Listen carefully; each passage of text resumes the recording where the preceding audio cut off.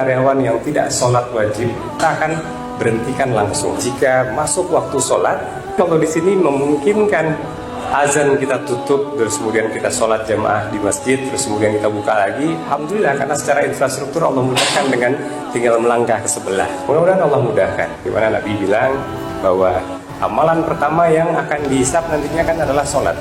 Jika sholat kita baik, insya Allah semua amalannya akan baik. Jadi tunjukkan bahwa itu ikhlas karena Allah. Dengan cara apa? Dengan cara sholatnya yang diperbaiki. Sungguh tidak elok rasanya kalau andaikan nanti azan kita sibuk kerja, nanti orang bilang katanya mendukung Palestina, katanya membagi kebaikan, makanan dan lain-lain. Tapi pada nggak sholat tuh karyawannya. Kalau ada ketahuan karyawan yang tidak sholat wajib dan disengaja tidak sholat, kita akan berhentikan langsung.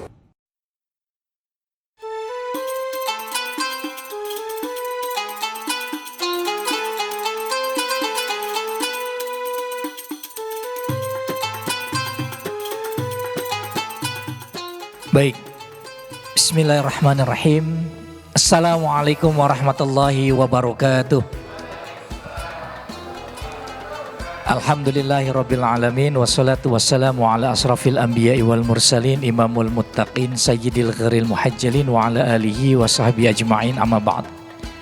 Ayah bunda, para jamaah yang dirahmati oleh Allah Subhanahu wa taala, wabil khusus tamu istimewa kita Bapak Oktawirawan, yang saya yakin jadwal beliau cukup padat dan jauh-jauh datang dari Bekasi, ayah bunda, untuk bersilaturahmi sama kita, berbagi ilmu, berbagi kebaikan, berbagi inspirasi kebaikan kepada kita semua. Sehingga akan sangat sayang sekali kalau kesempatan ini kita lewatkan, gitu ya. Puji syukur kehadirat Allah atas semua nikmat yang Allah berikan kepada kita, utamanya nikmat iman, nikmat Islam, dan nikmat kesehatan. Salawat dan salam senantiasa tercurah kepada junjungan kita Nabi besar Muhammad sallallahu alaihi wasallam beserta para keluarga, para sahabat dan para pengikutnya yang setia hingga akhir zaman. Ayah bunda, para jamaah yang dirahmati oleh Allah Subhanahu wa taala, sungguh Ramadan tahun ini mungkin saya sudah sampaikan di beberapa kali rapat pengurus, di pembukaan kegiatan Ramadan tahun ini ya, bahwa tema kita pada kegiatan Ramadan kali ini adalah inspirasi kebaikan. Karena bagaimanapun ketika masuk bulan Ramadan, kita semua berlomba-lomba untuk beramal soleh dan berlomba-lomba untuk menunjukkan ya, berlomba-lomba untuk bukan hanya menunjukkan, saya kira melakukan hal-hal baik dan hal-hal terbaik selama Ramadan ini. Sehingga tema Ramadan yang kita ambil kali ini adalah inspirasi kebaikan. Oleh karena itu, para pembicara yang kita hadirkan pun adalah beliau-beliau yang memiliki sepak terjang yang bisa menjadi inspirasi kebaikan bagi kita. Ya, pekan lalu ada Ustadz Dede, ya, beliau mengembangkan karir dakwahnya itu di Legok ini, terutama di Masjid Al Mu'minun. Lalu kemudian beliau pergi ke Tasik membuat pesantren sendiri. Gitu. Dan hari ini kita kedatangan tamu istimewa Bapak Oktawirawan. Beliau adalah pebisnis. Ya, insya Allah beliau memiliki semangat, memiliki cerita yang mungkin bisa menginspirasi bagi kita, terutama barangkali buat ayah bunda yang akan mencoba memulai menjadi seorang bisnismen. Lalu bagaimana kiprah beliau ya dengan jalur bisnis yang beliau jalani ini menjadi inspirasi kebaikan bagi banyak orang. Ya, bagaimana kemudian ini menjadi jalan kebermanfaatan. Nah, sesaat lagi nanti kita akan dengarkan kisah beliau ya. Baik, mohon maaf ya Bapak Ibu untuk handphonenya nanti di silent ya, supaya kemudian tidak mengganggu. Baik, Bapak Ibu ayah bunda yang dirahmati Allah Subhanahu wa taala, tanpa berpanjang waktu saya panggilkan ke hadapan kita semua Al-Syekhun Al-Kiram ya, Bapak Oktawirawan ya, Masya Allah, silakan Pak Okta. Alhamdulillah. Ya. Masya Allah. Ya, alhamdulillah ya. Lebih ganteng dari fotonya ya. Masya Allah. Sama yang di Facebook ya. Facebook, IG, udah ada yang follow belum? Kalau nggak salah pekan lalu saya udah share profil beliau ya. Follow beliau, insya Allah banyak. IG beliau itu bukan IG kacang-kacang lah. Isinya itu isi tausiah semua. Isinya nasihat-nasihat kebaikan bagi kita semua. Kalau nggak salah terakhir ini ya, Pak Okta ya. Ini sedang bicara mengenai suami istri gitu kalau nggak salah ya. Betul. Oke. Ya, baik ayah bunda, ya insya Allah ini konsepnya agak berbeda ya, karena untuk kali ini kita akan punya konsep talk show ya, jadi nanti saya akan menanyakan beberapa hal kepada Pak Okta untuk beliau memberikan penjelasan kepada kita semua. Baik, Assalamualaikum warahmatullahi wabarakatuh Pak Okta. Waalaikumsalam warahmatullahi wabarakatuh. Syukran, terima kasih silaturahminya di Masjid Al Muminun. Sehat ya Pak? Alhamdulillah. Jauh-jauh dari Bekasi nih Bapak Ibu ya. Masya Allah. Ini satu hal yang luar biasa. Oke, Pak Okta, barangkali belum semua jamaah Al Muminun, meskipun saya sudah sampaikan profil Pak Okta kepada beliau-beliau, kepada ayah bunda ini, mengenal Pak Okta ini siapa gitu ya. Barangkali Pak Okta bisa memperkenalkan diri dulu, siapa nama, kemudian mungkin asal, udah beristri gitu ya Pak ya. Silakan Pak. Baik, bismillah. Assalamualaikum warahmatullahi wabarakatuh. Waalaikumsalam. Alhamdulillah, asyhadu alla ilaha illallah wa asyhadu anna Muhammadar Rasulullah. Allahumma shalli wa sallim ala nabiyina Muhammad. Bapak Ibu yang dimuliakan Allah Subhanahu wa taala, salam kenal semua. Saya Okta Wirawan. Biasanya dipanggil Okta atau Abuya.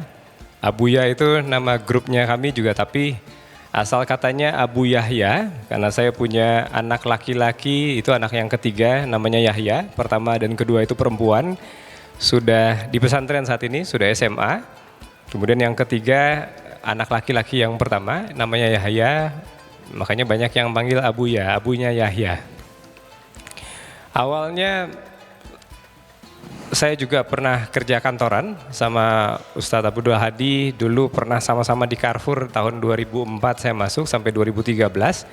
Jadi kalau ditanya singkat cerita, awalnya bisnis dulu, kemudian gagal, bangkrut, kerja 15 tahun, baru 8 tahun terakhir mulai lagi di bisnis.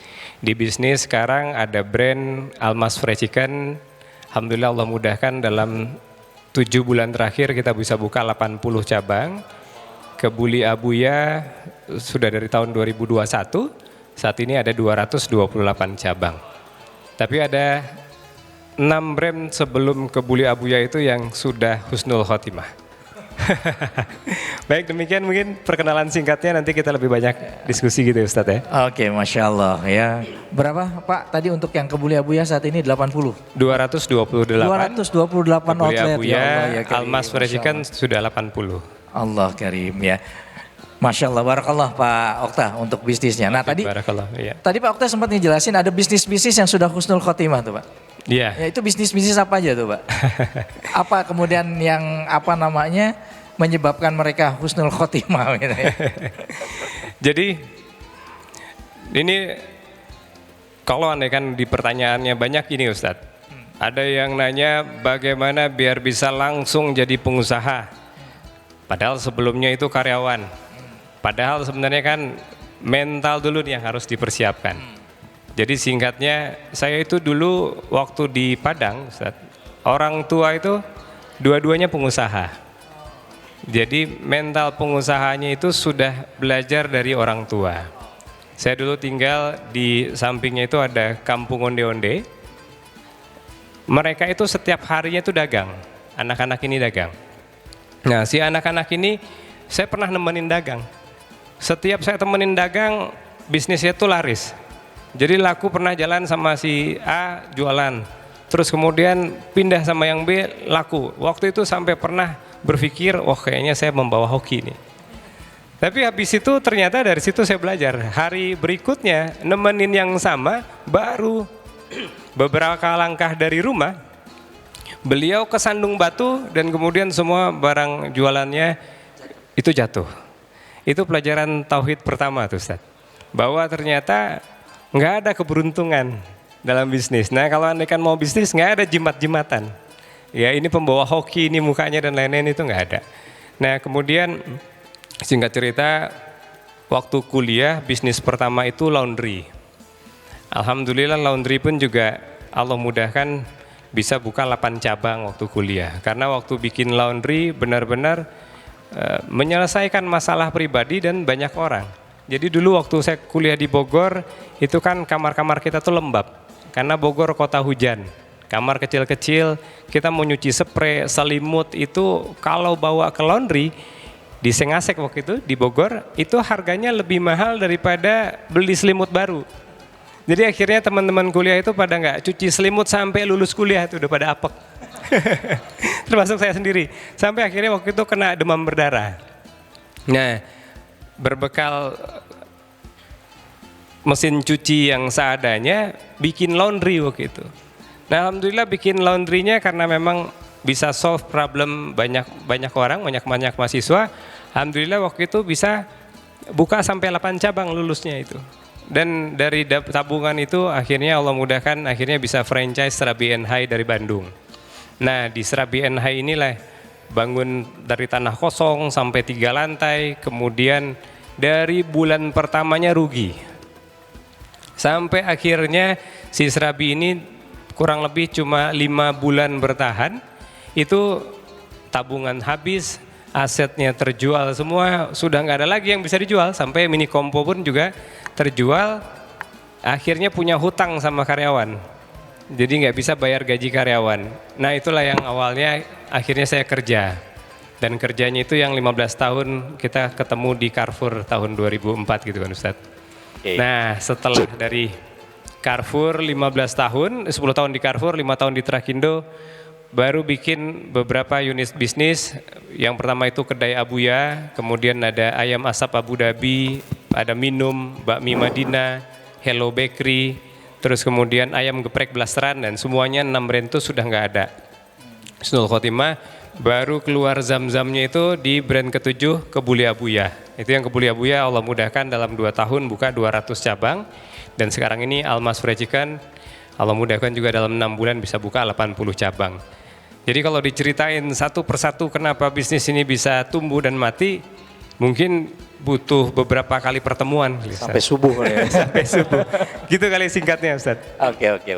Lalu kemudian apa nih yang menyebabkan Pak Okta ini tertarik untuk menggeluti dunia bisnis gitu ya? Kalau nggak salah juga dalam beberapa postingan Pak Okta di media sosial, Pak Okta tuh sangat tertarik untuk memberikan kebermanfaatan. Apakah itu menjadi salah satu motivasi akhirnya oke, saya tertarik di bidang bisnis. Apalagi 15 tahun kerja di perusahaan besar, kadang-kadang orang sudah nyaman ya sudah.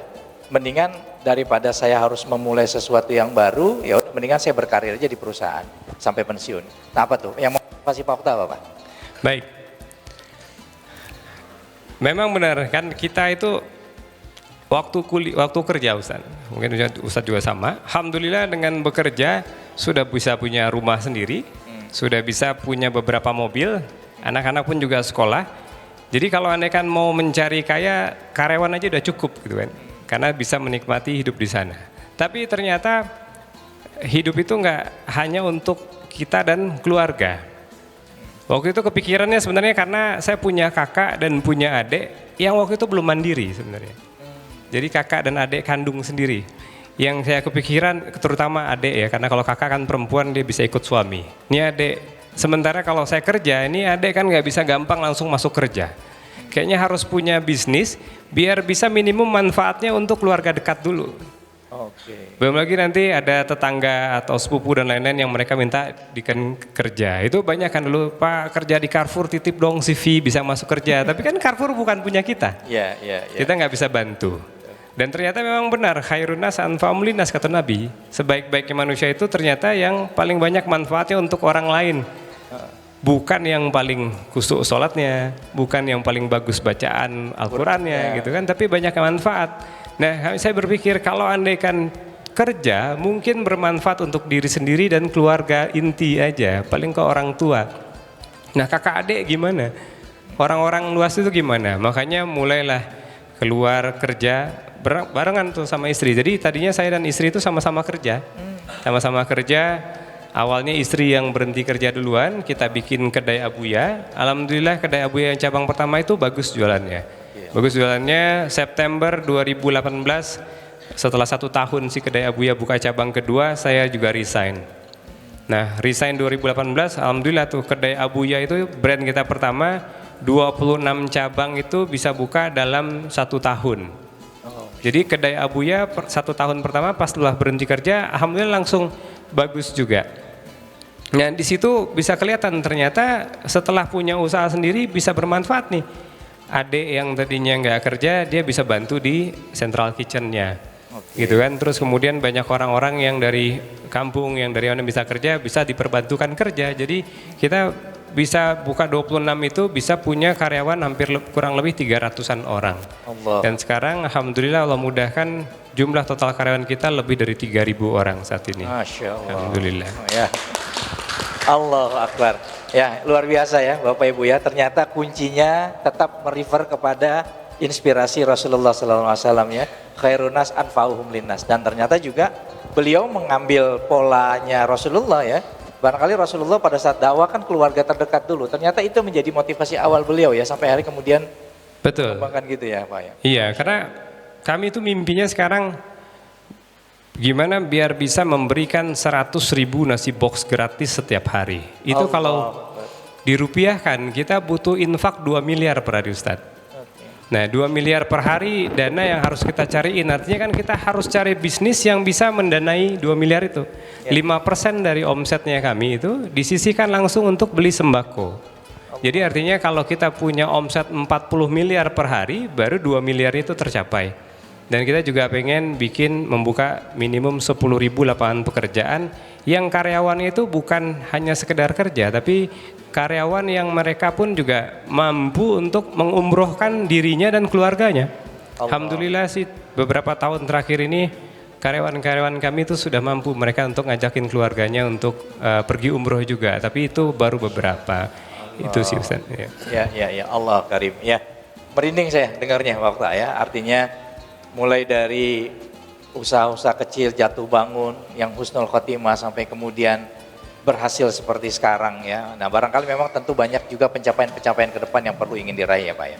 Nah nama Abuya itu memang berasal dari itu tadi ya, Abu Yahya ya. Nah kalau Almas Pak yang baru ini apa ceritanya nih kok sampai kemudian Almas? Namanya Almas ya. Jadi Almas ini muncul juga karena sebenarnya ketika Almas muncul, Kebuli Abuya ini lagi ekspansif nih Ustaz. Abuya 10 dalam setiap bulan itu kita bisa buka 10 outlet. Artinya nggak ada keterdesakan buat kami tadinya untuk ngeluarin Almas. Karena Abuyanya masih berjalan dan setiap bulan itu bisa buka 10 gitu kan. Tapi kita tahu kan sama-sama terakhir ini bahwa ada boykot. Kita tahu bahwa ada brand-brand tertentu yang diboykot karena terafiliasi. Ya. Nah dari situ kan banyak yang nyinyir. Ini kalau andaikan mereka diboykot kan yang kerja kan karyawannya orang-orang Islam juga. Ya, saudara-saudara kita juga yang nanti akhirnya kalau mereka diboykot mereka bangkrut, yang nantinya nganggur kan mereka juga. Nah itu yang pertama. Yang kedua, orang yang tadinya masih pengen makan ayam goreng gitu kan, mereka mau makan ayam goreng di mana kalau di boykot nggak ada solusinya. Sementara yang brand-brand kita yang lokal punya itu banyak kan hanya kelas yang kecil-kecil, ruko, gerobakan gitu kan. Nah dari sana kami mikir kita harus buka nih brand ayam goreng. Tapi ayam goreng yang gimana? Di antara begitu banyak gempuran harus punya brand positioning yang tajam. Kita riset ternyata orang Indonesia dari tahun 1970-an itu sudah suka sama ayam goreng Saudi. Ketika haji dan umroh rela atau antri berjam-jam untuk dapetin Al-Baik kan? Al-Baik. Tapi Al-Baik yang benar-benar kayak Al-Baik ayam goreng Saudi di Indonesia kan belum ada. Nah, berarti kan di situ oh ya ini ada ayam goreng tapi yang kayak gimana? Yang kayak Al-Baik biar mereka yang tadinya makan pada saat haji umroh bisa ada. Terus yang kedua kasih nama nih biar tajam. Akhirnya kepikiranlah Almas. Almas itu kan artinya berlian. Berlian itu bukan seperti emas dan perak yang sudah disebutkan di ayat suci Al-Quran bahwa itu memang berharga. Kalau berlian ini kan kalau yang nemuin saya atau mungkin beberapa dari kita yang nggak paham itu adalah sesuatu yang bernilai, dianggap pecahan kaca kan. Ya. Kalau ini kan pecahan berlian sama kaca disejajarin di jalanan, pasti orang akan anggap ini akan berdampak, akan bisa melukai kaki orang yang lewat, pasti akan dibuang. Ya. Tapi penemu berlian ini kan dia paham bagaimana cara nge-branding ini pecahan kaca, gimana mengkomunikasikan si pecahan kaca dan mempositioningkan dengan benar sehingga berlian itu sekarang bernilai banget. Nah, kami bermimpi si ayam goreng kita ini kan sudah kayak pecahan kaca, di mana-mana jualan ayam goreng. Ya. Di rumah bisa bikin ayam goreng dan lain-lain. Kami mimpinya ayam goreng yang kayak pecahan kaca itu bisa dikomunikasikan, diberikan values dan sesuatu sehingga nanti bisa menjadi bernilai seperti berlian. Nah, almas itu kan dalam bahasa Arab artinya berlian. Walaupun sudah ada wuling almas sebelumnya, kita tetap pakai almas seperti ini karena mimpinya biar ayam goreng ini yang biasa aja tapi bisa bernilai seperti berlian tadi. Ya, itu sih nama almas. Saya tertarik pada saat launching almas kalau nggak salah. Waktu itu salah satu kampanyenya Pak Okta untuk ayam goreng almas ini adalah sebagian dari keuntungannya itu didonasikan untuk Palestina kalau nggak salah seperti itu ya. Nah ini ide yang sangat menarik nih Pak, untuk orang yang baru mulai berbisnis, lalu kemudian dia sudah bisa langsung, oke, kita donasikan untuk Palestina. Ya kalau misalnya bisnisnya sudah settle gitu ya, untuk brand baru, untuk brand lama ya oke lah. Tapi ini kan brand baru, tapi kemudian Pak Okta berpikir, sebagian keuntungan kita donasikan untuk Palestina. Ini gimana ceritanya itu Pak? Itu menarik kali menurut saya. Iya. Kalau dari sebelum almas, kita kan tadi mimpinya bisa memberikan 100.000 nasi box gratis setiap hari. Makanya kita akan cari terus bisnis yang bisa mereka patungan biar dapat 2 miliar nih infak kita per hari. Gitu kan? Nah, almas ini salah satunya. Cuma program 5% keuntungan untuk Palestina itu tambahan di almas. Padahal itu kecil sebenarnya. Yang besar itu adalah 5% dari omset. 5% dari omset ini kan belum tentu untung, Ustaz. Langsung dipotong. Omsetnya 1M sebulan ya udah langsung 5% dari 1 miliar ya langsung jadi sembako untuk makanan. Nah, yang untuk almas ini 5% dari keuntungan. Jadi kalau akan ditanya kenapa Palestina dulu yang dibantu, tapi justru sebenarnya 5% yang besar karena dari omset itu untuk yang lingkungan. Nah, si 5% keuntungan ini hanya untuk Palestina. Jadi kita berpikir gini ya. Setelah kita jalanin, kita itu pernah kerja lebih keras, strategi kita juga kadang lebih baik, bahkan pakai konsultan yang mahal dan lain-lain. Ternyata nggak ada jaminan sukses.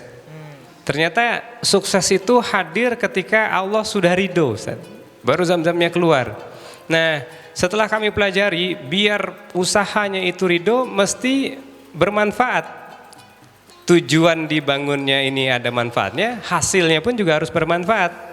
Tadi yang kalau laundry itu bisa berjalan dengan baik karena memang dia bisa jadi manfaat untuk orang-orang yang tadinya mau nyuci susah, nggak ganti-ganti cucian dan lain-lain, ada manfaatnya. Kami bangkrut di Serabi NH itu karena kita buka Serabi NH yang men-triggernya buka bukan karena manfaatnya, karena ngeliatin, oh ini owner-owner atau pengusaha-pengusaha Serabi NH di Bandung itu udah pada pakai BMW kan. Mereka udah kaya-kaya, jadi cuma karena ngelihat, oh di situ ada yang sukses pakai jualan serabi, kita bawa ke Bogor biar kita sukses kayak dia. Artinya kan tujuannya cuma pengen duniawi, pengen punya BMW kayak di sana. Tapi nggak ada manfaat untuk menyelesaikan solusi dari orang. Nah, si Kebuli Abuya itu tagline-nya kan suguhan istimewa di setiap acara. Ada problem yang di-solve. Si laundry ada problem juga yang di-solve untuk orang yang bisa nyuci, mahasiswa-mahasiswa untuk nyuci dengan harga yang terjangkau. Artinya ketika melakukan bisnisnya itu harus ada manfaatnya. Dengan hadirnya kita, ada nggak yang bisa solve? Dengan adanya almas, mudah-mudahan orang yang tadinya mensubstitusi dari produk McD dan KFC, mereka bisa makan di almas. Itu kan ada solusi. Orang yang tadinya nganggur gara-gara diboykot, nggak bisa kerja di McD dan KFC, bisa kerja di almas. Itu kan solusi. Jadi artinya kita bikin almas, ada problem yang bisa terselesaikan. Artinya kan yang pertama harus bermanfaat. Yang kedua baru hasilnya. Hasilnya pun juga harus bermanfaat. Jadi setelah kita pelajari itu yang dari beberapa bisnis kita 1-6 itu kenapa nggak bisa jalan? Mungkin ada yang manfaatnya itu kurang di awal, tujuan awalnya dibikin, atau akhirnya hasil dari keuntungan itu yang tidak begitu bermanfaat. Demikian sih Ustaz. Jadi Jadi sebenarnya kalau ngomongin bisnis itu nggak hanya bicara sekedar transaksi jual beli ya Pak Okta ya. Artinya nggak hanya sekedar kemudian kita menciptakan produk, menarik konsumen untuk datang ke kita, terjadi transaksi seperti itu ya. Tapi tetap ada visi-visi kebermanfaatan itu ya yang akan mendatangkan keberkahan itu sendiri. Deh. Betul, karena satu-satunya yang menjamin sukses itu kan ridhonya Allah. Kan? Masya Allah. Dan Allah itu kan bilang manusia yang terbaik itu adalah yang paling banyak manfaatnya. Ya. Nah berarti kan program-program kita harus yang memang bermanfaat. Hadirnya kita harus bermanfaat, hasil dari bisnis kita pun juga harus ada manfaat. Makanya kalau kan teman-teman ada yang mulai mau bisnis, kalau dasarnya Pak saya jago masak, mau bikin masakan, dari orang pernah nyobain masakan saya selalu bilang enak. Nah kalau dasarnya dia punya jago bikin makanan enak terus kemudian dagang, itu belum tentu bisa bakalan sukses gitu kan. Karena memang kan puzzle-nya banyak, tapi puzzle-puzzle itu nanti Allah yang akan lengkapi. Karena ketika kita sudah ada manfaat di awalnya tujuannya untuk menyelesaikan masalahnya siapa, kemudian hasilnya pun juga sudah langsung diniatkan untuk kebermanfaatan yang mana gitu. Masya Allah, tabarakallah ya. Boleh kita kasih aplaus untuk Pak Okta ya dengan beberapa visi kebermanfaatannya. Baik ayah bunda, silakan siapkan pertanyaan ya. Barangkali sudah mulai ada yang gatel pengen nanya gitu ya dengan apa yang sudah dilakukan oleh beliau ya. Dan tadi ingat ya, sukses itu bergantung pada ridhonya Allah. Jadi bagaimana kemudian kita meraih sukses, meraih ridhonya Allah itu salah satunya adalah bagaimana bisnis yang kita lakukan, ikhtiar yang kita lakukan itu juga menghadirkan kebermanfaatan bukan hanya buat diri kita tapi juga buat orang banyak gitu ya. Oke. Pak Okta, nih mungkin saat ini banyak orang juga melihat, wah Pak Okta udah cukup sukses gitu ya, udah juga bisa menebarkan sayap-sayap kebermanfaatan kepada banyak orang gitu ya. Nah, pernah merasakan nggak pada posisi jatuh terpuruk ya gitu ya? Yang menurut Pak Okta, oke ini apa nih? Yang Allah akan titipkan ke saya apa nih? Message apa yang Allah akan berikan ke saya? Iya, kalau ditanya kegagalan jauh lebih banyak. Itu bukti dari 8 brand yang kita bikin 6 gagal. Baru 2 nih alhamdulillah Allah mudahkan. Artinya kalau ditanya banyak gagalnya. Cuma kan memang gagal pertama nggak bikin, mungkin saya berubah total kali dari sisi amalan hati. Jadi ternyata Allah itu ingin kita belajar sebenarnya, belajar menata hati Ustaz. Jadi kegagalan kami yang pertama, oh iya kami masih mikir kayaknya kita salah nih, di Serabi Enhai nggak sesuai nih dengan marketnya. Ya. Kita jualan produk malam, tapi di samping SMA 7 yang mereka adanya di sore hari. Kami hanya berpikir, oh ini salahnya karena kita salah lokasi ini, marketnya nggak tepat. Ketika kita bikin ayam asap Abu Dhabi, ayam asap Abu Dhabi itu 5 outlet pertama kita tuh rame dan produknya tuh strong dan paling enak. Tapi ketika kita bikin cabang ke-6, central kitchennya kita udah nggak kuat. Karena bikin ayam asap itu butuh diasapin butuh 8 sampai 10 jam baru benar-benar matang. Cabang kita baru 5, itu central kitchen kita udah penuh asap, udah kayak kebakaran. Jadi kayaknya ini bikin 5 cabang aja udah asap di mana-mana. Komplain dari tetangga karena sudah banyak asap, gimana 1000 cabang. Nah kita pikir nih kayaknya nggak bisa di scale up nih bisnis. Kita tinggalin, kita bikin minum gitu misalnya. Minuman, itu banyak warung dalam warungnya bocor. Jadi banyak karyawan yang oknum karyawan yang jual, dia beli sendiri bahan bakunya. Jadi serbuk coklat, serbuk Thai tea dan lain-lain kan di online sudah ada. Sementara yang kita kontrol kan stok awal sama stok akhir kan. Nah itu banyak bocor. Kami mikir, oh iya karena ini produknya susah nih untuk dijaga. Banyak warung dalam warungnya. Tapi sampai di satu titik yang benar-benar kita ruginya itu sampai habis, minus, bahkan sudah jual aset dan lain-lain, baru punya pemaham dan lain hati. Dan ini poinnya di sini nih yang kita ingin sampaikan, bahwa ternyata pesan dari Allah yang paling inginkan itu adalah kamu tuh nggak pinter, kamu tuh nggak jago strategi, pengalaman kamu tuh nggak ada gunanya apa-apa. Kalau andaikan Allah nggak ridho nggak akan sukses. Itu akhirnya kita beranggap, oh iya ini Allah ingin kita tuh sebenarnya pengen masuk surga. Allah nggak ingin kita masuk neraka. Karena kalau andaikan ada sedikit kesombongan dalam hati kan nggak akan masuk neraka, nggak akan masuk surga. Nah makanya yang Allah bikin kita gagal berkali-kali itu untuk menata hati, bahwa biar kita nggak sombong. Karena nanti suatu saat kita sukses, kita nggak ngerasa bahwa ini karena kita yang pinter. Kita nggak ngerasa bahwa kita yang jago branding, yang jago eksekusi dan lain-lain. Itu yang Allah inginkan, dan ketika kita pun gagal, kita nggak kecewa dan nggak putus asa. Jadi tugasnya kita itu ya doa maksimal, kerja keras, dan tawakal. Bedanya orang tawakal dengan nggak tawakal kan, orang yang tawakal ketika dia sukses dia nggak sombong, ketika dia gagal dia nggak putus asa. Nah poin itu tuh yang setelah cabang yang brand yang ke-6 yang kami benar-benar hancur, kami punya pemikiran kayaknya Allah pengen kita benar-benar merasa lemah, karena Allah bilang wa khuliqal insanu dhaifa, memang kamu itu diciptain lemah. Kadang kita nggak sadar kalau kita lemah, karena kita ngerasa kita pinter, kita jago, kita sudah banyak pengalaman gitu kan. Nah poin itu tuh yang kita rasakan. Ada beberapa teman pengusaha yang dia langsung bisnis langsung sukses, Ustaz. Tapi ternyata setelah ngobrol dia sudah punya pemahaman ini dari awal. Dia selalu ngomong, saya sebenarnya kan orang dari kampung, saya nggak paham apa-apa, ini rame ya karena ridho Allah aja. Saya coba kayak gini, tiba-tiba rame. Ada teman saya yang punya Zafir, kalau tahu jualan jubah Zafir itu dia dari awal jualan dia sudah punya pemahaman itu. Bahwa memang kesuksesan itu hanya milik Allah dan ridho Allah. Dan alhamdulillah kalau teman-teman yang mau bisnis punya pemahaman ini dari awal, insya Allah nggak lama bisa langsung sukses. Gitu sih Ustaz. Masya Allah wa tabarakallah ya. Baik, barangkali ada ayah bunda sebelum saya nanya-nanya lagi ke Pak Okta. Ada yang mau tanya nggak? Ada mungkin penasaran? Assalamualaikum warahmatullahi wabarakatuh. Waalaikumsalam warahmatullahi wabarakatuh. Bapak, saya dengan Ibu Yeni, saya dari Blok B1, sekompleks sama Bapak Ustadz Hadi. Oke, ada pertanyaan yang pengen saya tanyakan ini Bapak. Pertanyaannya adalah bagaimana cara menumbuhkan jiwa entrepreneur kepada anak-anak sekolah atau anak-anak SMA. Karena di sekolah itu kan kita ada materi entrepreneur gitu kan ya Pak. Nah bagaimana cara menumbuhkan jiwa entrepreneur kepada anak-anak siswa? Itu aja pertanyaannya. Terima kasih. Assalamualaikum warahmatullahi wabarakatuh. Waalaikumsalam warahmatullahi wabarakatuh. Ya silakan langsung saja mungkin Pak Okta. Gimana caranya menumbuhkan jiwa entrepreneur ya supaya mindset anak-anak bukannya selesai sekolah cari kantor gitu ya, cari kerjaan, tapi bagaimana mulai berpikir membangun bisnis gitu ya. Oke, silakan Pak Okta.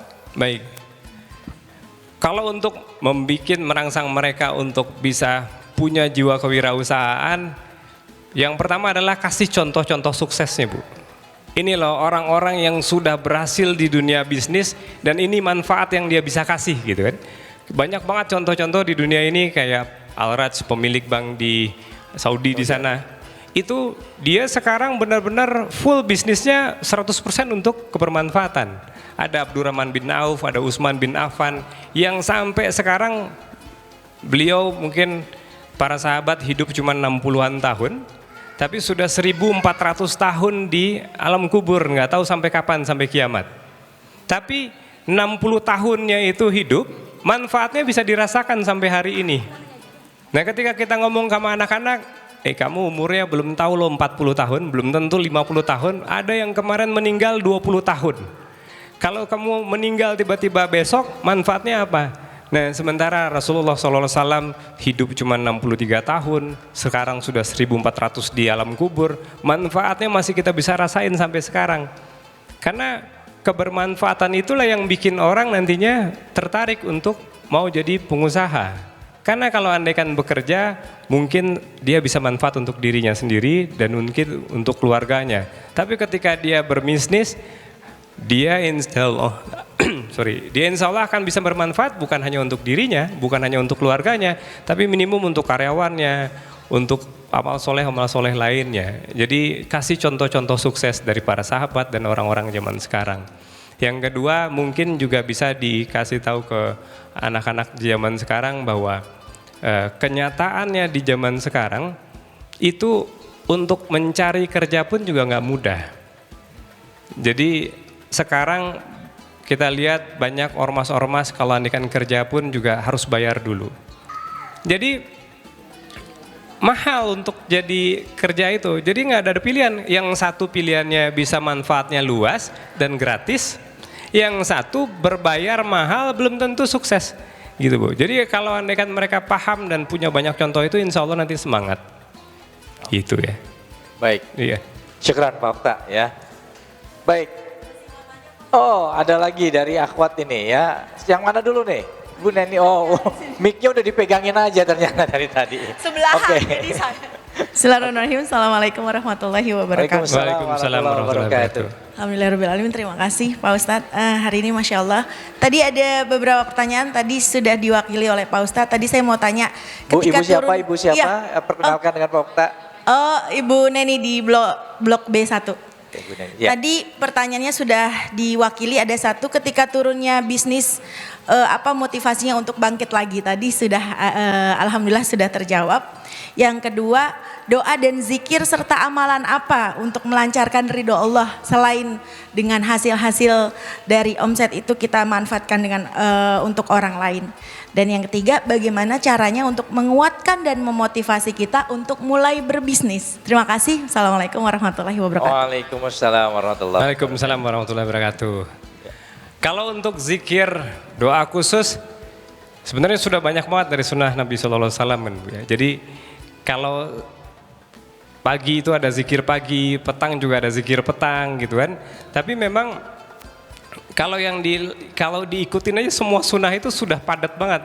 Malam itu ada sholat malam, terus kemudian kita bisa, kalau yang laki-laki bisa sholat subuh ke masjid, dan setiap langkahnya menggugurkan dosa, ada pahala kebaikan. Terus kemudian ada infak sebelum subuh, di mana malaikat akan mendoakan bagi yang berinfak lapangkan rezekinya, bagi yang nggak berinfak juga tidak dilapangkan rezekinya. Nah terus kemudian nanti juga ketika sholat subuh nunggu sampai suruk pun juga bisa mendapatkan fadilah, bisa sholat seperti haji dan umroh yang sempurna dan sempurna. Mereka bisa zikir, nanti sholat duha, ada 5 waktu. Jadi ikutin sunnah aja insya Allah sudah padat. Gitu, jadi nggak ada yang khusus. Hanya tadi poinnya, ketika bisnisnya itu nanti ada manfaatnya, artinya ibu misalnya mau dagang makanan gitu ya, dagang makanan, dengan hadirnya ibu dagang makanan ini ada yang terbantukan nggak? Gitu. Nah, kayak saya kasih contoh, dulu itu saya pertama kali bikin kedai Abuya, itu cuma fokusnya menyenangkan hati customer. Manfaatnya itu hanya untuk customer. Tagline-nya itu dulu serba murah, sebar berkah. Kita jual ayam goreng, ayam bakar, nasi, dapat teh manis itu cuma 10.000. Dulu kami anggap dengan harga murah ini bermanfaat untuk customer, mereka bisa murah nih, makan murah, lebih murah daripada mereka masak sendiri di rumah. Tapi nggak jalan, kenapa? Karena nggak seimbang manfaat untuk customernya dengan karyawan dan pemilik bisnisnya. Customernya happy, makannya murah, tapi karena kita marginnya tipis, kita nggak bisa ngasih kompensasi bagus ke karyawan. Akhirnya gaji karyawannya kecil, akhirnya bonus karyawannya nggak gede, akhirnya karyawannya nggak bisa kita umrohin karena kita nggak punya margin yang bagus. Terus kemudian ternyata juga mitra bisnis pun juga nggak happy karena bagi hasilnya juga nggak besar. Nah si kedai Abuya nggak sukses karena anggap ini harganya kemurahan. Memang bermanfaat untuk customer, tapi nggak manfaat untuk karyawannya, nggak manfaat untuk pemilik bisnis atau mitra bisnisnya. Nah kalau Anda kan bisa mencari titik keseimbangannya itu, insya Allah kan bisa. Kalau kita lihat bisnis-bisnis yang bisa berjalan kayak Gojek gitu sekarang kan, Gojek itu hadir kan banyak masalah yang bisa terselesaikan. Dulu kalau kita mau ke Gojek harus jalan kaki ke pangkalan, terus kemudian nanti negosiasi harga ya kan belum tentu standar dan lain-lain. Dengan adanya Gojek dari rumah mau makan bisa digampang dikirim, mau datang Gojek bisa ini. Artinya bisnisnya itu ada manfaatnya, bisa jalan. Nah itu sih Bu. Pertanyaan kedua tadi? Ya itu yang kedua tadi, yang kedua, zikirnya, amalan. Yang ketiga tadi yang apa Bu Neni?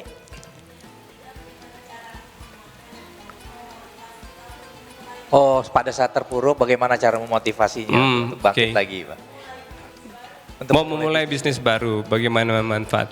Jadi ada yang namanya sistem keterdesakan atau keterpaksaan. Kadang itu lebih kuat daripada lainnya.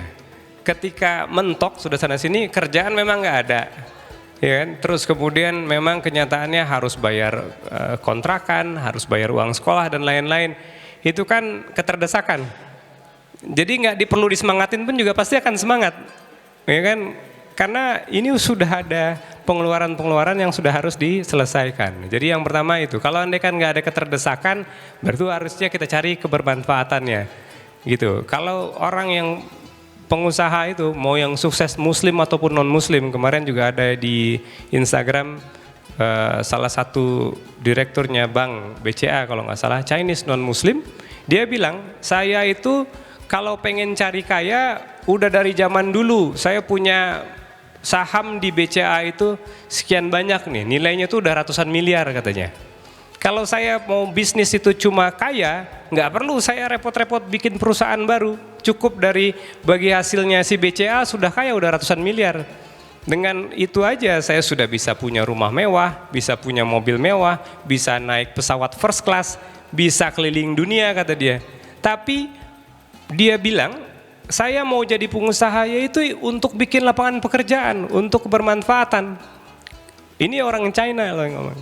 Orang Chinese yang ngomong, yang dia bilang dia bikin usaha yang membuka lapangan pekerjaan, kebermanfaatan yang lebih besar.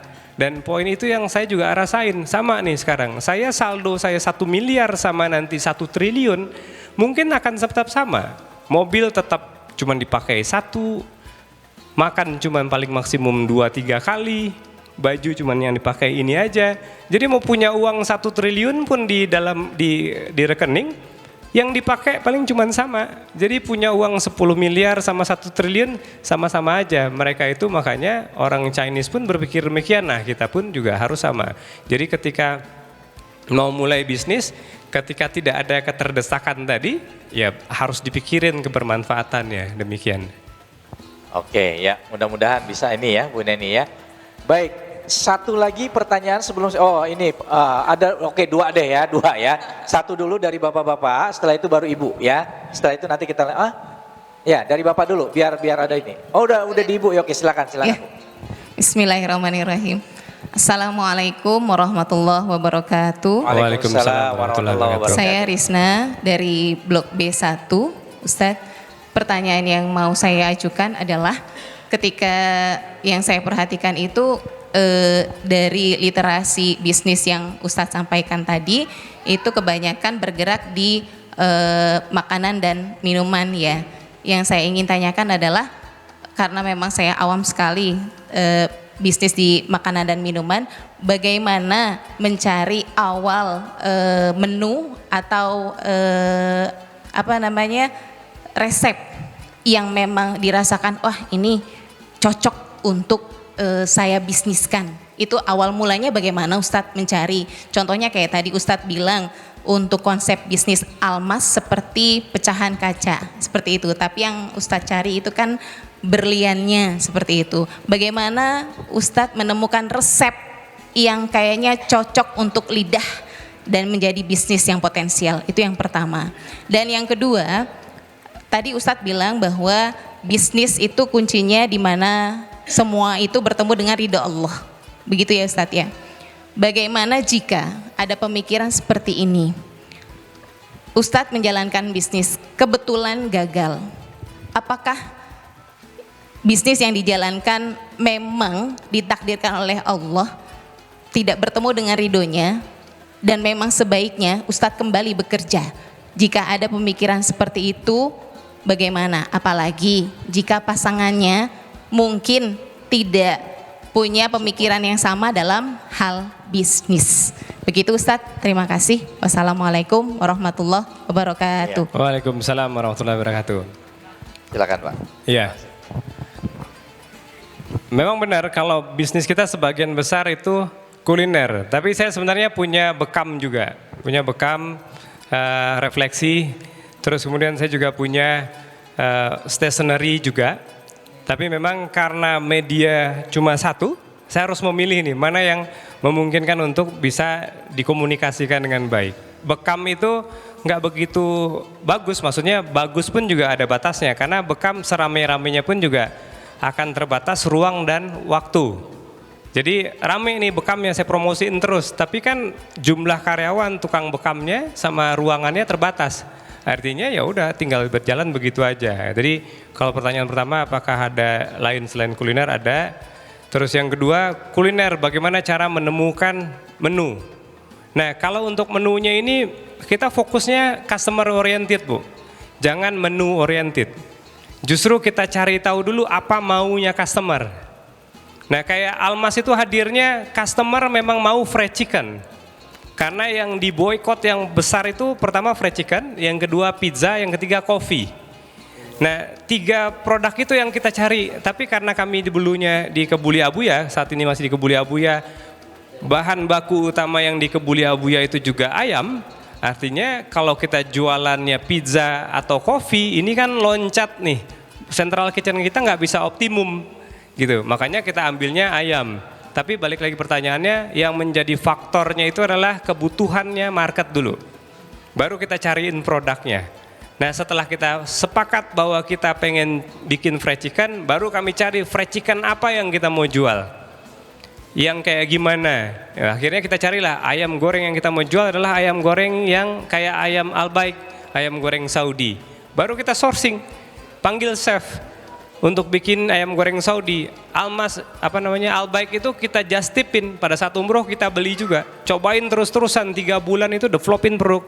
Saya waktu lagi develop si Almas ini ayam goreng Saudi itu naik 5 kilo kali Ustaz. Masya Allah. Karena tiap hari cobain, enggak juga, cobain lagi. Karena ternyata top of mind-nya orang mau beli Albaik itu bukan rasa ternyata. Kita bikin survei, apa yang paling mereka ingat tentang Albaik? Ternyata yang mereka paling ingat adalah warna orange-nya. Bumbunya meresap ke dalam dan warnanya orange. Nah makanya di Almas sekarang warnanya orange putih.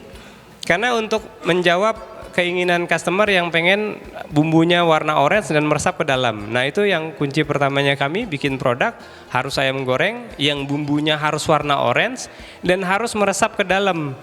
Ini kan karena permintaan customernya tadi. Jadi kalau di Indonesia rata-rata bumbu kita itu kan jadinya warnanya kuning. Lengkuas, kunyit dan lain-lain itu akhirnya menguning kan. Yang untuk jadi orange itu nggak gampang, itu yang bikin kita lama banget tuh developnya, biar akhirnya segala bumbu itu dipadu-padankan, rasanya masih mantap, tapi warnanya orange. Nah itu nggak mudah. Jadi itu yang kemarin kita fokusin, apa maunya customer. Kayak sekarang ini insya Allah kita lagi develop rumah makan Padang. Kami mau bikin Minang Kemilau namanya, insya Allah mudah-mudahan mohon doanya. Minang Kemilau ini kami mau bikin nanti menjadi tagline-nya adalah masakan Minang kebanggaan Indonesia. Kami mau masakan Minang ini nanti ada di semua negara yang bangunannya kayak gonjong, rumah makan kayak rumah adat Padang, dan warnanya kayak emas berkilauan. Orang mau mendarat ke Singapura yang pertama dilihatin, itu ada rumah adat Padang Minang yang berkilauan. Terus kemudian mau masuk ke Indonesia pun juga sama. Kenapa Minang rumah makan Padang yang kami cari? Karena paling solutif rumah makan Padang. Paling solutif. Bapak Ibu kalau mau rumah makan, sekarang apalagi yang untuk beberapa rumah makan atau restoran yang sudah internasional, kita datang aja disuruh scan dulu barcode, ya nggak? Buat cari menu. Itu orang-orang tua mah pulang dia pasti. Ya kan, harus scan, pas lihat di handphone kecil nggak tahu kebaca dan lain-lain, nggak solutif. Kemudian setelah sudah melihat menunya perjuangan, mereka milihnya lama kan. Terus kemudian order, pas giliran order dimasakin lagi, butuh waktu lagi. Jadi membuka menu butuh waktu, order butuh waktu, masak butuh waktu, makan butuh waktu. Jadi itu lama tuh ngumpulin omsetnya. Rumah makan Padang kita duduk langsung dihidang, makan. Kalau yang tadi pesanan, saya makan nasi goreng, Ustadz pesan misalnya kue tiaw, saya makan nasi goreng, padahal enak nih, tapi ngeliatin punya Ustadz kayaknya lebih enak, kecewa juga pulangnya kan, ya mendingan saya kue tiaw kayaknya lebih enak gitu kan. Jadi kadang kita masakan tuh nggak puas, tapi kalau di rumah makan Padang, saya lagi makan rendang, kayaknya ayam popnya enak, tinggal ambil aja, tinggal ambil. Jadi pulang dari rumah makan Padang tuh pasti hatinya puas. Yang kedua, ketika kita makan di rumah makan Padang, kita pun juga nggak ngabisin waktu ngorder, nungguin makanan dan lain-lain, cepat. Tapi memang yang harus solutif. Di Indonesia sekarang omset paling tinggi itu masih pagi sore. Pagi sore yang di Cipanas yang ke arah puncak itu 1.000 kursi. Satu orangnya itu rata-rata 100.000. Rata-rata satu periode makan itu omsetnya 100 juta. Dalam sehari bisa 10 kali putaran karena prosesnya itu cepat. Omset ini 1 miliar per hari. Gitu. Nah, akhirnya kita berpikir, wah ini konsep yang menarik nih, rumah makan Padang, tapi harus sebesar pagi sore atau bahkan lebih besar. Minimum itu kursinya ada 500. Tapi memang impactnya harus punya investasi minimum 30 miliar per satu cabangnya. Nah ini kan kita persiapkan itu karena market butuhnya itu.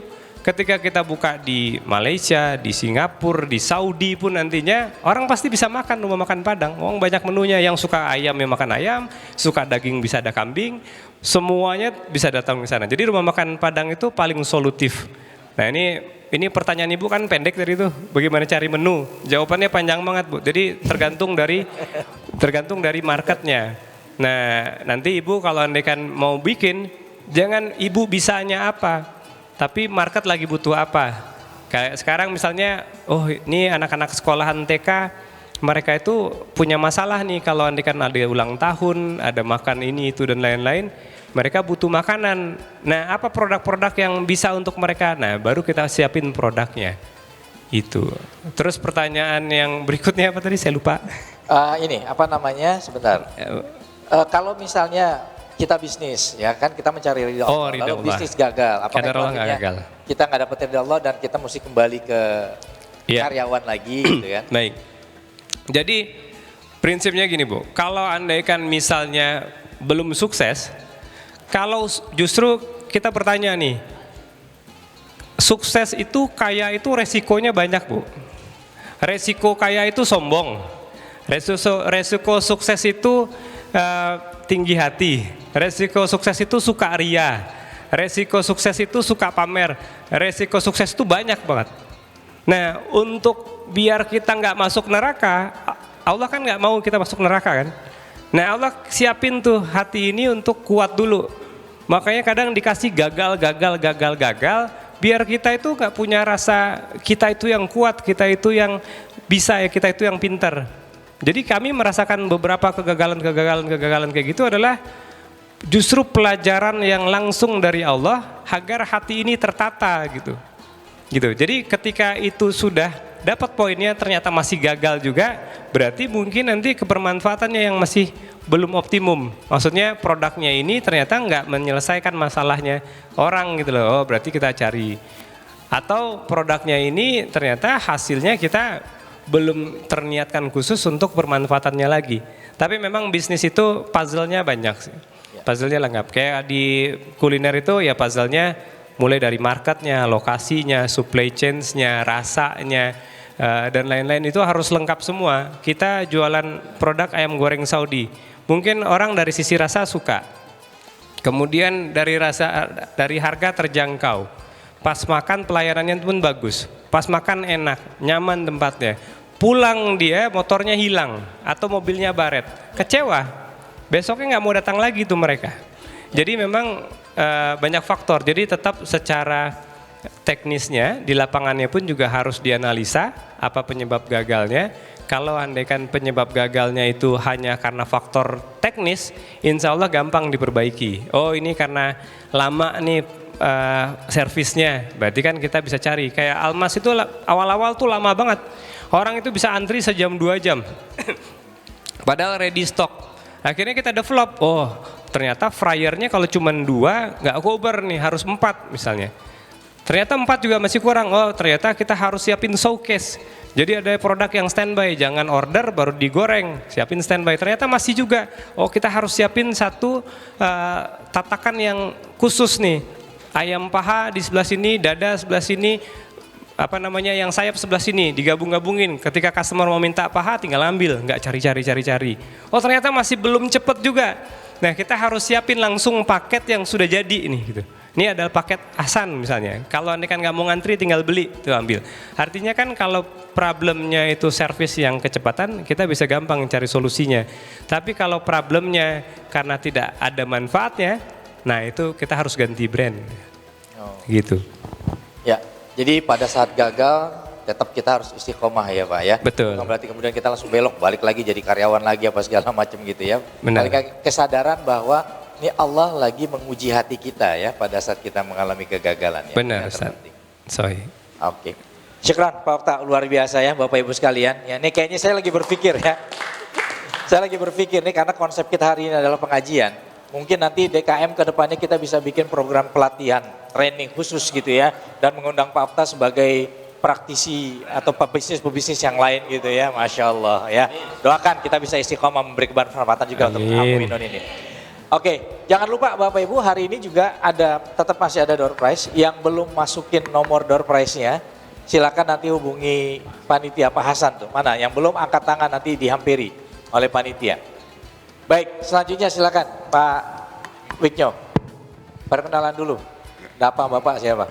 Assalamualaikum warahmatullahi wabarakatuh. Waalaikumsalam warahmatullahi wabarakatuh.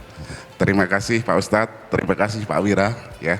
Karena saya menggunakan panggilan Wira supaya berbeda dengan yang lainnya. Dan minta ridhonya dulu, boleh nggak Pak? dan panggilan dari orang tua itu biasanya sangat dalam ya Pak ya. Dan saya melihat dari samping sini tadi, ini kayak talkshow yang luar biasa. Antara Jaya Suprana dan Sandiaga Uno Pak.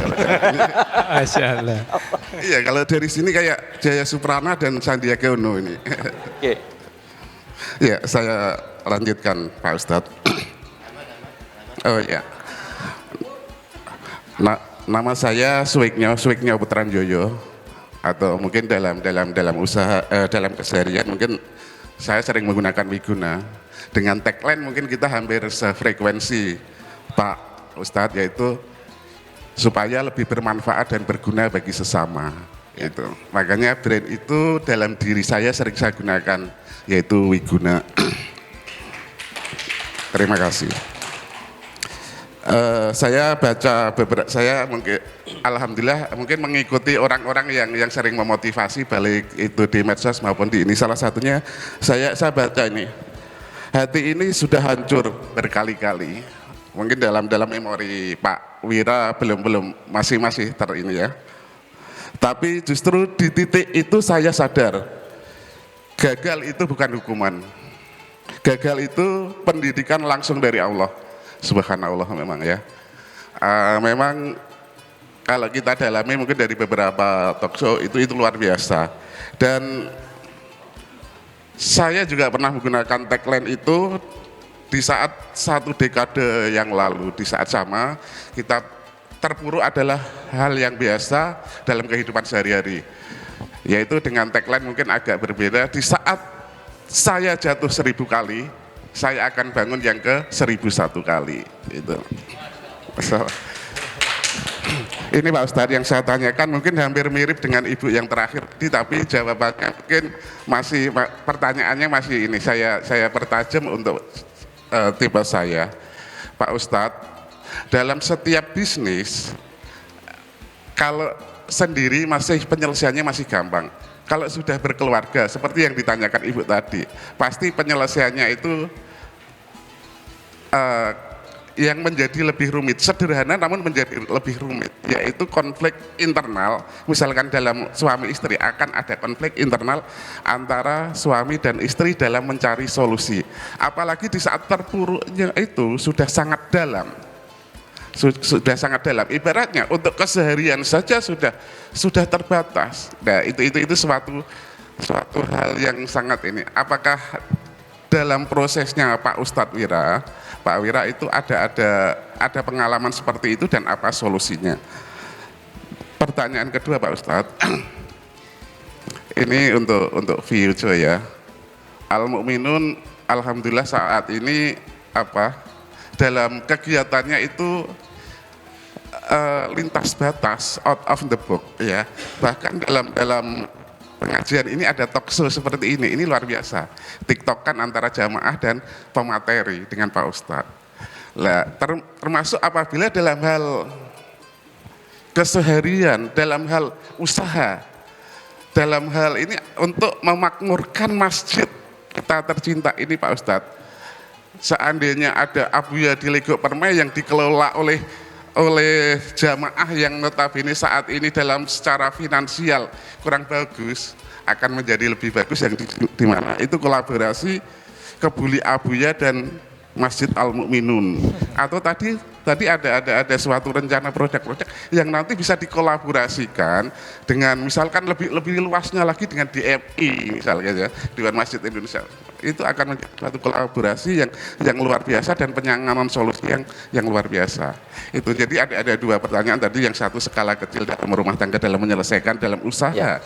Itu yang kedua dalam skala yang kolaborasi yang lebih besar. Itu Pak Ustadz dari saya. Terima kasih. Wassalamualaikum warahmatullahi wabarakatuh. Terima kasih Pak Wingyo. Jadi kayaknya pertanyaan kedua itu lebih ke arah saya mungkin, Pak Okta. Ini mendorong saya nanti bagaimana kemudian barangkali menjadi dana usaha memakmurkan masjid melalui program-program bisnis, barangkali seperti itu ya. Ya barangkali nanti kita bisa berkolaborasi dengan Kebuli Abuya atau Almas, Masya Allah, amin ya. Oke, nah yang pertama Pak, itu tadi ya, dengan keluarga. Tentang keluarga. Jadi ternyata dari semua problem yang kita pernah jalanin Pak, kita itu nggak pernah benar-benar menemukan solusi. Dan ternyata memang Allah juga nggak pengen kita cari solusi Pak. Karena Allah cuma minta wasta'inu bisobri wassalat. Allah tuh cuma minta kita itu sabar dan sholat. Dan memang kita ketika memang terkait sama uang ya Pak, kita pakai tabungan memang, pakai dulu tabungan. Habis nih tabungan, kita lihat aset mana yang bisa dijual, yang paling nggak produktif, kita jual. Sampai memang istri saya itu pun juga pernah jual cincin kawin Pak, udah nggak ada lagi yang bisa dijual, sampai cincin kawin pun dijual. Sampai titik terakhir kita ngerasa, udah nggak ada lagi nih yang bisa dijual. Nah di saat itu yang kita akhirnya ketergantungan kita benar-benar full kepada Allah udah nggak ada lagi tabungan, udah nggak ada lagi aset. Ya udahlah mau nggak mau, ya Allah ayolah kita nangis bareng, kita sabar. Memang ini takdir dari Allah, kita harus jalanin, kita sholat udah. Terus kemudian tiba-tiba ada yang hubungi untuk menawarkan kemitraan. Ini waktu yang titik terendahnya kami ya Pak ya. Waktu itu dana kita tuh sudah terbatas Pak. Artinya bulan itu nggak akan cukup untuk bayar gaji semua karyawan. Bulan sebelumnya terakhir itu mobil sudah dijual, masih ada mobil nih, akhirnya karyawan tetap kegajian. Bulan ini udah nggak ada lagi yang bisa dijual, mobil semua udah dijual, satu yang dipakai pun lagi sudah digadai. Terus kemudian rumah juga sudah diiklankan tapi belum laku, udah nggak ada lagi, tabungan sudah habis. Ini sisa-sisanya uang, ini kalau dipertahankan nggak akan cukup untuk bayar gaji. Terus tiba-tiba ketika kita sudah pasrah, ya Allah memang kita sudah nggak punya pegangan apa-apa lagi, kita benar-benar full merasa kita lemah, benar-benar tergantungan 100% sama Allah. Terus tiba-tiba ada yang menghubungi Pak, yang menghubungin itu dari pihak ketiga, franchise.id namanya. Mereka menawarkan, Kebuli Abuyanya mau dibikinin kemitraan nggak? Franchise nggak? Terus kemudian gimana caranya? Harus bayar waktu itu 5 juta. 5 juta mereka bikinin iklan nantinya. Nah terus kemudian ini, kalau andikan dibayarkan 5 juta makin berkurang nih duit. Tapi ya udahlah, kalau andikan didiamin nggak akan cukup, kita ikhtiar dari akhir bismillah, kirimin tuh, bayar 5 juta untuk ke mereka. Akhirnya diiklankan Kebuli Abuya. Alhamdulillah sejak itu di bulan pertama langsung dapat 3 mitra baru. Bulan depannya 10 terus sampai 2 tahun Mbak. Dapat 10 terus. Kalau kita punya kemitraan, margin kita yang paling besar kan justru bukan hanya dari penjualan produk kan, tapi kita bisa dapat keuntungan dari kemitraan yang masuk, dari bahan baku yang dijual gitu kan, dari pengelolaan outlet-outlet itu ada bagi hasil, akhirnya menggulung. Dan itu kan sesuatu yang tidak direncanakan. Ketika sudah full ketergantungan sama Allah, Allah kasih solusinya, solusi yang kita nggak tahu sebelumnya. Jadi ya memang butuh begitu memang Pak. Nah, memang Allah nggak minta kita cari solusi, cuma Allah pengen kita punya rasa ketergantungan full 100%. Demikian sih Pak. Kalau terkait sama kolaborasi nanti Ustadz Abdul Hadi akan jawab, tapi memang saya setuju dengan kolaborasi karena kayak kami pun juga sekarang di Almas Fried Chicken itu kita ada outlet kolaborasi namanya. Jadi satu outlet itu ada beberapa mitra yang bergabung di sana. Kenapa? Karena ya biar lebih powerful, demikian. Oke, Masya Allah, ya Allah, kita kasih takbir dulu ya, Allahu Akbar, ya kasih kapulaus buat Pak Okta ya, luar biasa. Pak Okta, baik, mungkin waktunya cukup singkat nih Pak Okta ya, mungkin barangkali kalau ditanya jamaah pengennya mungkin sampai Isya nih kita lanjut nih ya. Cuma mohon maaf ya Bapak Ibu, Ayah Bunda sekalian, Pak Okta ini baru tiba dari Padang kemarin. Hari ini beliau kembali dan sengaja untuk menghadiri undangan kita semua, dan besok pagi insya Allah ya, beliau akan berangkat umroh. Masya Allah ya, ini luar biasa, ini momentum yang sangat mahal ya saya kira bagi kita. Oke, Pak Okta kembali, ini kelihatannya kan dalam konteks bisnis ya, Bapak sangat memegang teguh prinsip-prinsip keislaman ya, bahkan seperti seolah-olah ingin mengatakan isyhadu bi anna muslimin ya, berdasarkan bisnis, melalui bisnis yang Bapak buat ya. Bahkan kalau nggak salah itu ada Bapak ingin bikin rule ya, karyawan yang nggak sholat kena sanksi PHK, kalau nggak salah seperti itu. Nah, ini nggak khawatir Pak, bahwa nanti bisnis Bapak dicap, oh ini terlalu apa ya, segmented ke orang-orang Islam dan lain sebagainya. Itu gimana Pak untuk hal? Jadi harus memang, kita harus berani mengambil sikap Pak. Oke, alhamdulillah. Kita nggak akan mungkin bisa bikin semua orang senang. Tapi yang harus menjadi perhatian pertama kan adalah bagaimana caranya Allah yang senang. Gitu kan. Jadi kalaupun karena kita mem-PHK karyawan yang nggak sholat akhirnya ada demo atau misalnya dari serikat pekerja dan lain-lain, kita nggak peduli. Gitu kan. Karena yang kita inginkan adalah memang bisnis kita ini diridhoi sama Allah. Yang pertama kali dihisab kan sholatnya. Makanya kami kalau andaikan ada karyawan yang ketahuan tidak sholat wajib disengaja, langsung kami pecat. Jadi nggak ditunggu-tunggu, karena pada saat interview kita sudah tanya itu berkali-kali. Di sini harus sholat ya, wajib sholat. Kalian sholat kan sholat. Iya. Jadi kalau nggak sholat nanti resikonya akan kehilangan pekerjaan. Siap? Ya udah. Artinya mereka sudah siap dari awal. Allahu Akbar ya, Masya Allah. Oke, Pak Okta, siapa nih tokoh selain Rasulullah yang menjadi inspirasi terbesar Bapak nih dalam hidup Bapak? Kalau ditanya sekarang, tentu yang paling dekat adalah orang tua Bapak saya sendiri. Bapak itu juga seorang pengusaha. Beliau merantau dari Pekalongan ke Padang dan kemudian nikah sama ibu saya orang Solo di Padang. Nah dari beliau lah saya ngerasain pertama kali mentality seorang pengusaha itu terbentuk. Karena waktu saya lahir,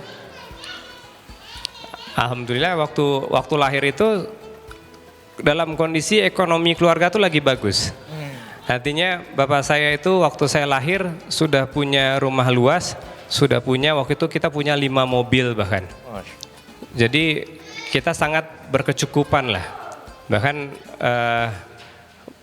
saya nggak ngerasain apa namanya waktu lahir itu ada kesulitan dan lain-lain. Tapi di tahun 1989 saya umur 7 tahun itu bangkrut. Orang tua itu bangkrut. 89 saya umur 7 tahun. Proyeknya bapak itu bikin jalan di Painan. Itu ada aja masalahnya. Jadi gudangnya kebakar. Terus kemudian ada mobil bawa barang itu jatuh ke jurang, macam-macam. Sampai akhirnya habis tuh. Kekayaan papa waktu itu habis, dan kemudian bahkan masih punya hutang ke toko-toko bahan bangunan. Dan itu nggak sebentar, prosesnya itu 2 tahun sangat berat. 89-90 itu berat banget, 91-92 baru mulai merangkak. Tapi dari sana saya ngelihat bapak itu nggak pernah panik, dia tetap tenang. Dia berusaha menenangkan kita. Nah hari ini rezeki kita buka puasa cuma ada nasi putih, sambal sama telur dadar kita bagi ya, gitu, nggak masalah kan, kemarin sudah makan ini itu dan lain-lain. Beliau tetap tenang, dan kita dalam kondisi sesulit itu pun kita nggak ngerasa kita sulit-sulit banget. Bulan ini bulan Ramadan tahun ini nggak ada baju lebaran ya, karena memang nggak punya uang. Tapi akhirnya ada om yang bilang, dulu waktu TK kan pernah nabung ada uang tuh kayaknya, akhirnya saya punya tabungan di salah satu TK waktu itu 60.000, akhirnya saya kakak adik-adik akhirnya bisa beli baju dari 60.000 itu. Tapi itu 2 tahun berjalan, dalam proses 2 tahun 4 tahun itu kelihatan leadershipnya Bapak gimana bikin ibu tetap tenang, kami tetap tenang, suasana di rumah tetap kondusif walaupun mobil satu-satu terjual, kayak gitu-gitulah. Jadi akhirnya di sana saya anggap kalau andaikan sekarang saya bangkrut berkali-kali pun juga bukan suatu hal yang baru, karena dulu waktu umur 7 tahun sampai 11 tahun, dulu itu kan kita karena Bapak orang Jawa, setiap tahun itu mudik ke Pekalongan, setiap lebaran selalu ke Pekalongan. 4 tahun itu kita nggak mudik, karena emang nggak ada duitnya. Tapi dalam kondisi itu akhirnya kita belajar bahwa untungnya Papa tuh nggak punya hutang, makanya selalu bilang, kamu nanti kalau beli rumah jangan KPR, beli mobil jangan leasing, pokoknya jangan hutang, walaupun itu syariah kata dia. Kenapa? Karena hutang itu sesuatu yang bayarnya pasti dari penghasilan yang nggak pasti. Dulu kita pernah bangkrut, tapi kita nggak punya cicilan, alhamdulillah, jadi masih bisa tetap kondusif. Itu sih pegangannya. Akhirnya sekarang setiap ada masalah dan lain-lain selalu nanyanya ke Papa, karena Masya Allah. begitu sih. Bapak itu, sebentar lagi, Bapak itu lahir itu sudah piatu, maksudnya baru 3 bulan ibunya meninggal, beberapa tahun kemudian bapaknya meninggal, jadi yatim piatu. Dan lahirnya Papa dititipkan dari satu keluarga ke om yang lainnya, sampai akhirnya merantau ke Padang itu pun juga sendirian. Jadi ketika saya ngerasa susah hidupnya, saya ngeliatin Papa, nggak ada apa-apanya. Saya sampai umur 40 tahun, Papa Mama masih hidup, baru kemarin Mama meninggal 2 tahun yang lalu. Tapi Papa dari kecil, dari balita sudah yatim piatu, sudah hidupnya jauh lebih susah. Makanya setelah Rasulullah, ya yang ingin kembali jadi semangat adalah sosok Papa, karena Papa itu susah banget udah buat gitu. Allah karim, ya Masya Allah. Pertanyaan terakhir Pak Okta, barangkali ada pesan, tips atau apalah ya untuk para jamaah sekalian bagaimana menyiapkan mereka menjadi pribadi-pribadi yang unggul dan bermanfaat. Baik, kalau ngasih tips untuk bisnis ya. Ya, apapun mungkin ya, bisnis boleh. Ya, jadi Bapak Ibu, kalau andaikan kita sadar bahwa di dunia ini hidup kita cuma sebentar, kalau kita seperti Nabi Muhammad SAW umur 63 tahun, dan dari 63 tahun itu belum tentu semua amalan ibadah kita akan diterima sama Allah. Sementara kita nggak pernah tahu nanti di alam kubur berapa ribu tahun, nanti di akhirat itu akan kekal. Dengan umur yang pendek ini, seyogyanya pasti kita ingin kebermanfaatan. Rasulullah SAW pernah bilang, sebaik-baiknya orang adalah yang paling banyak manfaat untuk orang lain. Yang paling banyak manfaatnya adalah orang yang belajar Al-Quran dan mengajarkan Al-Quran. Yang kedua itu adalah orang kaya yang dermawan. Yang ketiga itu syahid fisabilillah. Karena orang yang pertama kali akan ada di kerak neraka adalah para ulama. Karena ketika dia bilang kepada Allah, saya waktu selama hidup saya belajar Al-Quran dan mengajarkan Al-Quran, dan Allah bilang, kazabta, kamu bohong, kamu hanya ingin dianggap orang soleh, ditarik mukanya, dimasukin ke neraka. Ada orang yang kaya bilang, saya waktu selama hidup saya mencari rezekinya Allah, saya kaya untuk berbagi, untuk menjadi dermawan, dan Allah bilang, kazabta, kamu bohong, ditarik wajahnya dan masuk neraka.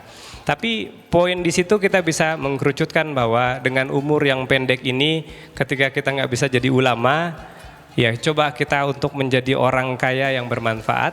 Kalau ini kan kita nggak bisa menjadi orang kaya bermanfaat, ya kita bisa syahid fisabilillah. Pilihannya cuma 3 untuk menjadi orang yang terbaik dari yang terbaik. Mungkin itu yang bisa saya sampaikan. Mohon maaf jika ada salah-salah kata. Semuanya itu salah dari saya sendiri. Wabillahi taufiq wal hidayah. Assalamualaikum warahmatullahi wabarakatuh. Waalaikumsalam warahmatullahi wabarakatuh. Baik, Masya Allah, ayah bunda jamaah sekalian, saya kira momentum sore ini luar biasa bagi kita mendapatkan banyak ilmu, banyak inspirasi dari sosok Bapak Okta Wirawan ini, ya, dan insya Allah pulang dari sini pun akan banyak ingatan yang barangkali ada di dalam pikiran dan kepala kita. Bahkan mungkin ada yang punya planning dan lain sebagainya. Jazakumullah ahsanul jaza Pak Okta atas Wa'alaikum. waktunya Sama-sama. bisa bersilaturahmi dengan kami jamaah Masjid Al Muminun. Alhamdulillah. Ya, ini juga mudah-mudahan kami tidak bisa memberikan hal-hal yang lain barangkali ya, tapi kami anggap bahwa ini mudah-mudahan jadi pemberat timbangan kebaikan buat Pak Okta. Amin. Dan kami Allahumma berdoa amin. supaya bisnis apapun yang Pak Okta jalani ini akan menjadi bisnis yang tetap memberikan kebermanfaatan dan memberikan keselamatan bagi Pak Okta, keluarga dan juga seluruh orang-orang terdekat Pak Okta. Baik. Ayah Bunda, terima kasih atas kehadirannya. Insya Allah kita akhiri pekan kita pada pesan kita pada pekan kali ini. Ditunggu nanti kehadirannya di pekan berikutnya ya. Insya Allah kita juga akan menghadirkan sosok-sosok yang juga tidak kalah memberikan inspirasi bagi kita ya. Itu saja barangkali untuk door prize, jangan kemana-mana. Setelah ini mungkin udah pada penasaran pengen berfoto sama Pak Okta ya. Kita memanfaatkan waktu sedikit nanti untuk berfoto bersama Pak Okta ya. Saya akhiri dulu. Wallahu muwaffiq ila aqwamit thoriq. Wassalamualaikum warahmatullahi wabarakatuh.